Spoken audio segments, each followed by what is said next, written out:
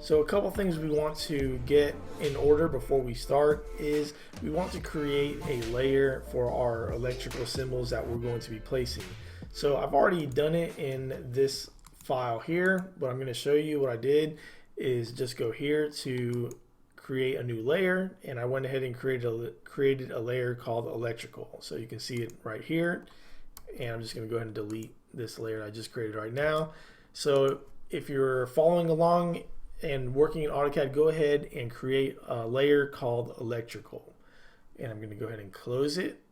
And you're going to want to make sure that layer you have it active. So I'm going to go over here and let's go ahead and make sure we're drawing in the electrical layer. Okay, so the first thing I want to go over is the electrical symbol legend. So the symbol legend basically explains what all the electrical symbols mean that you are going to place in your floor plan or your electrical plan.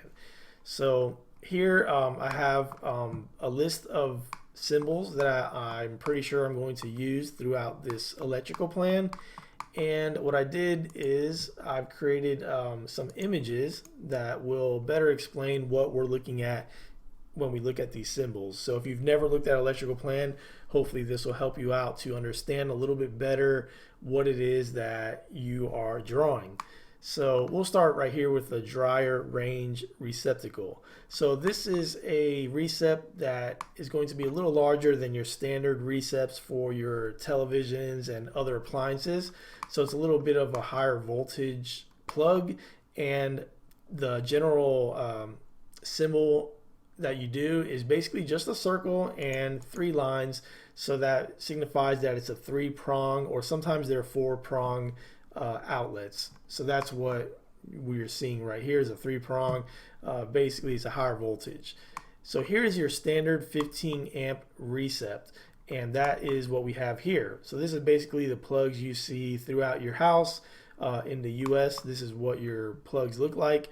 If you're in Europe or outside of the US, I know they're a little bit different, but I believe it's kind of the same concept. You know, your major appliances are going to have a higher voltage receptacle, and your standard appliances are going to have a lower. So here, this is what we use. This is the symbol to signify 15 amp. So it's just 2 lines and a circle, and that's basically the symbol for receps. Here I have one, and I'm calling it waterproof. So actually I think I have an image that I was going to insert for this waterproof. Let me go to insert raster image reference, and I believe here we have one here, and I'm going to go ahead and pop this in our drawing just so you can see. I'll pop it over here. So that's a waterproof one, and this is typically going to be seen in outdoor areas of your home. So you're going to want to label that it's a waterproof recept, not just a standard recept. So here we have a ground fault circuit interrupted recept, which is this type of recept, and this is what you will see primarily on kitchen countertops or any areas that have wet surfaces near, or like there's plumbing or something nearby. You're going to want to have a ground fault circuit interrupter, or GFI for short, type of reset. So basically what these do is whenever they interact with water, they basically shut off. It kind of protects the whole circuit from just from catching fire or anything. So it's basically it's a protection thing, and you could always just reset them if they ever go out. And these are required for wet areas, again, like kitchen countertops, bathrooms. That's typically where you will see these types of resets. So here we have just a couple other types of resets. We have the ceiling mounts. So these you'll see on the roof of areas, let's say such as a garage. You'll see these in the garage. For the garage door opener, you usually want to have a plug on your ceiling for that. In some houses that have very large living rooms, you may find a floor plug in the areas where furniture will be placed in the living room. So we just label that FP for floor plug. And here we have exhaust fan light. So the exhaust fan light is something that you will see in your bathrooms and areas such as a washer and dryer room. You're going to have either an exhaust fan with a light or a fan, and you may have a light separate from that. And this is pretty much what that looks like in the exhaust fan in your ceiling.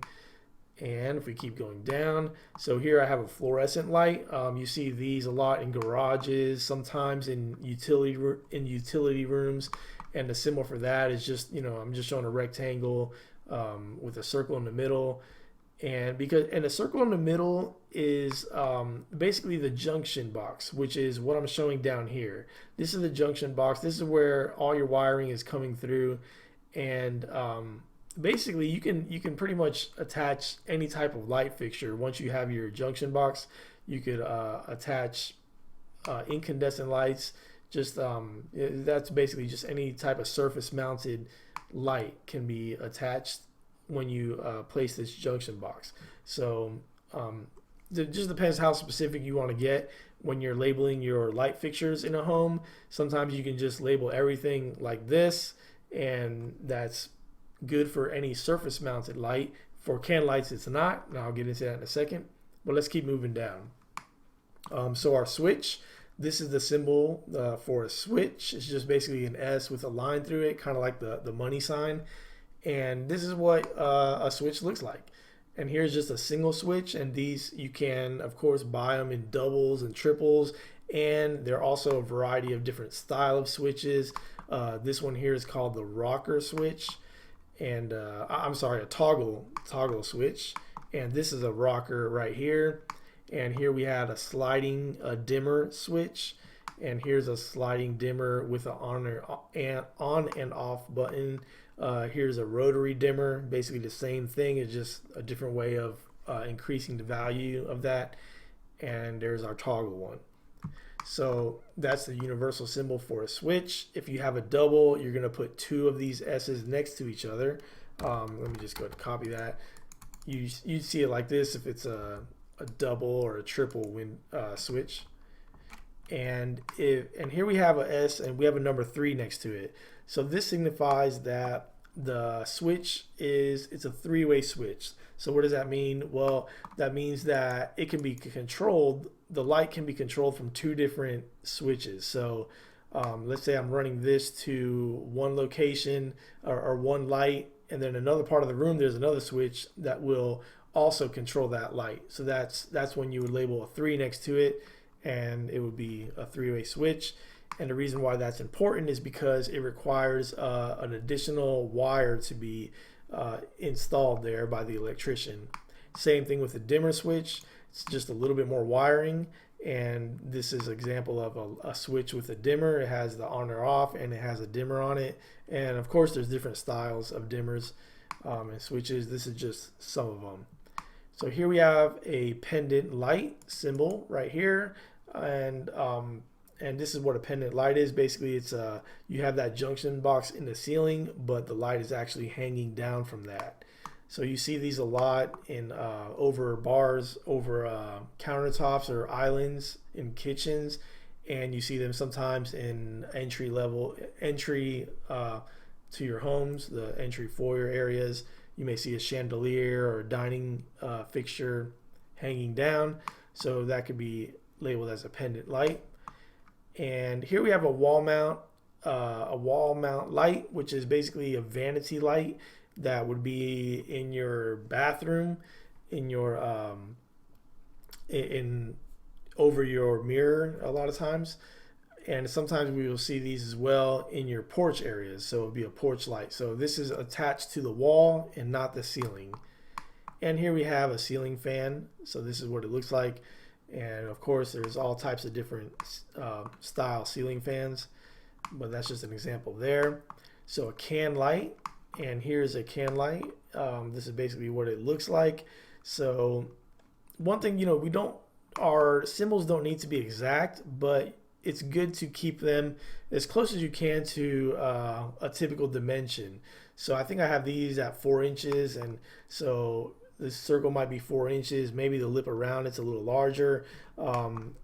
Not totally crucial, but you do want to you don't want to make a huge circle, and if it really just occupies a small space. So a WP over that for waterproof can light. This is something you're going to want to put if you're putting your can lights in wet areas such as a shower or above a tub. You may want to label that WP so that when they purchase their can lights for that area, they're purchasing water resistant, a can light that is water resistance. And here we have a smoke detector. And even though the symbol is square and your smoke detectors are typically round, I just like to make it square because I don't want them to confuse them with can lights or anything else. So just want to make sure that the electrician that is installing it knows that, hey, a smoke detector needs to go in this room. And last, we have our cable internet connection. So, and here's an example of what that looks like. And this will typically go in living rooms, some bedrooms, maybe kitchens, studies. So that's a different symbol because obviously it's a different type of connection, different type of wiring. So that's a quick rundown of our electrical symbol and what we're going to be placing in our house. So let's move on to the next lesson.